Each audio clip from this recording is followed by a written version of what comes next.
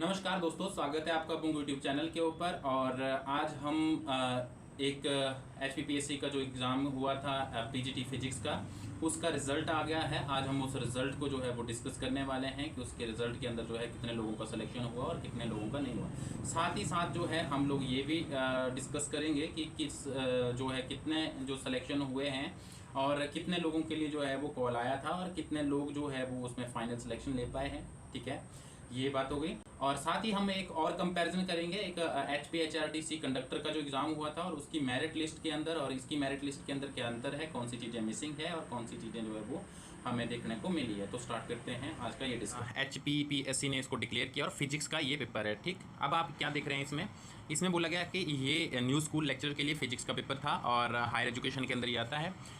Advertisement का date दिया गया था। यहाँ नोट करने वाली चीज़ है 45 वैकेंसीज थी टोटल, और उसमें जो जितने लोगों के लिए कॉल आया था वो एक अलग इशू है। उसमें वो मतलब 1:2 का रेशो भी फॉलो नहीं किया गया। इसमें जो है फिर आगे कैटेगरी वाइज है वो हम नीचे देखेंगे।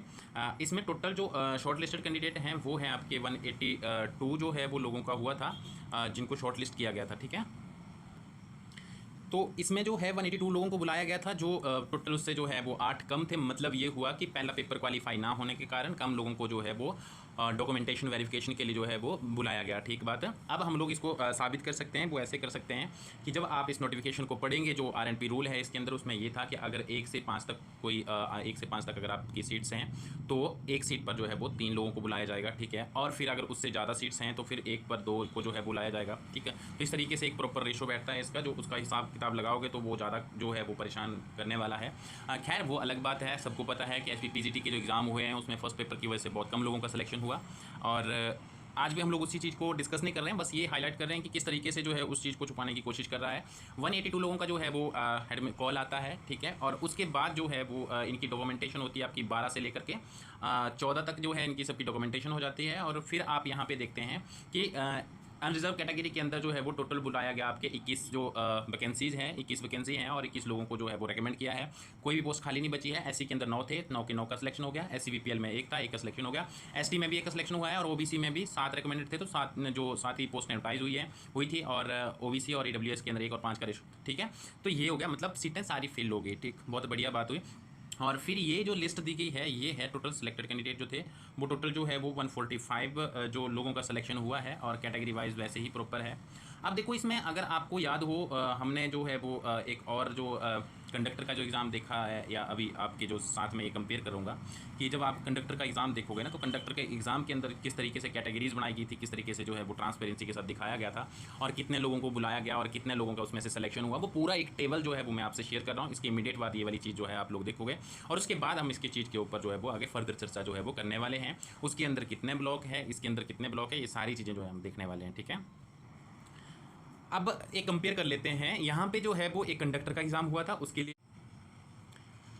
हिमाचल प्रदेश HRTC कंडक्टर के लिए भर्ती आयोजित की गई थी। HPPSC ने जो है इसका रिज़ल्ट जो है वो बनाया, इसका मेरिट लिस्ट बनाया, और इसका रिज़ल्ट डिक्लेयर भी Himachal Pradesh public service commission ने जो है वो किया था, HPPSC ने। ठीक है, अब इसमें हमें ध्यान देने वाली बात यह है कि इसमें हमने क्या देखा था कि उनका सीरियल नंबर, रोल नंबर, ठीक है, candidate name, date of birth, category और मार्क्स, फिर उसके अंदर रिमार्क्स दिया गया कौन सी वैकेंसी के ऊपर इनका हुआ है। ठीक है, जैसे कि EWS का एक कैंडिडेट है अंकुश कुमार का जो सिलेक्शन हुआ था वो अगेंस्ट जनरल हुआ था। ठीक है, सिमिलरली यहाँ OBC का हम एक जो कैंडिडेट है वो देखते हैं विनोद कुमार जी का जो सिलेक्शन है वो भी अगेंस्ट जनरल हुआ था। ठीक है, तो इसमें से हम ये कंपेयर करेंगे कि अभी जो रिजल्ट डिक्लेयर कर रहा है HPPSC उसमें कौन सी चीज़ें जो है वो मिसिंग है। ये तो मैं आपको सबसे जो है वो लोअर लेवल का एग्ज़ाम बता रहा हूँ। अब जबकि जो है वो हमारे यहाँ पे एग्ज़ाम हो रहे हैं आपके HPPGT के, तो उस PGT के एग्ज़ाम में कौन कौन सी चीज़ें मिसिंग है हम उन चीज़ों के ऊपर जो है वो बात करेंगे। ठीक है,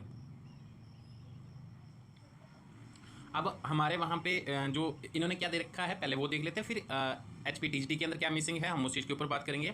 ये कंडक्टर का ही एग्ज़ाम का मैं आपको दिखा रहा हूँ, मैंने आपको पूरा ऊपर से नीचे तक दिखा दिया। अब आप चेक कर सकते हैं, देखिए ये अनरिजर्व कैटेगरी मतलब जनरल की बात हो रही है। जनरल के अंदर टोटल जो पोस्टें थी वो उस टाइम पे वो 130 थी। ठीक है, और टोटल कैंडिडेट 66 थे, ठीक है, और जो बुलाए गए थे डॉक्यूमेंट वेरिफिकेशन के लिए, ठीक है, और टोटल सेलेक्टेड कैंडिडेट थे 130, ठीक है। तो इसमें जो कट ऑफ गई थी वो 60.25 गई थी, ओके।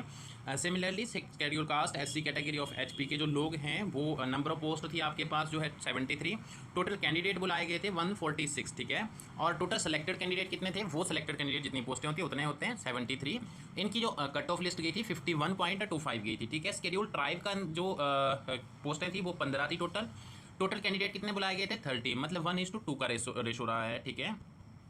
तो इसमें जो है वो टोटल सिलेक्शन जो है इतने लोगों का हुआ 15, और साथ ही साथ जो इसकी मेरिट गई थी मतलब कट ऑफ गई थी वो 50.75 गई थी। OBC ऑफ HP में क्या हुआ, OBC ऑफ HP के अंदर जो है वो 63 कैंडिडेट थे, 142 लोगों का जो है वो वेरिफिकेशन कॉल आया था, ओके, और साथ में जो है 63 लोगों का सिलेक्शन हुआ। तो ये एक फेयर सिलेक्शन लगता है। इसमें जो है वो उतने ही कैंडिडेट जो है वो बुलाए जा गए जितना नोटिफिकेशन के अंदर मेंशन था। इकोनॉमिकली वीकर सेक्शन के अंदर जो है 38 लोग जो है वो 38 वैकेंसीज थी, 156 लोगों को बुलाया गया, 38 लोगों का हुआ, 55.25 इसकी मेरिट गई थी, ठीक है। अनरिजर्व फ्रीडम फाइटर जो है वो ये आपकी 4 वैकेंसीज थी, 10 लोगों को बुलाया गया था, और 4 जो है सिलेक्शन हुआ, 49.25 इनका जो है वो मेरिट गया। और schedule caste of HP ward of freedom fighter, तो ये आपके 4 थे जिसमें से सिर्फ 2 को बुलाया गया था और 1 का सिलेक्शन हुआ, तो इसका 34 जो है वो कट ऑफ गया है। Schedule caste of HV BPL 13 लोगों को बुलाया गया था, इसका भी 1:2 रेशो रहा, 26 लोगों को बुलाया गया और 13 जो नंबर ऑफ वैकेंसीज थी वो थी इसमें, ठीक है। अब इसमें हम लोग देख रहे हैं कि 13 लोगों का सिलेक्शन हो गया, 50.25 इसका सिलेक्शन जो कट ऑफ रहा।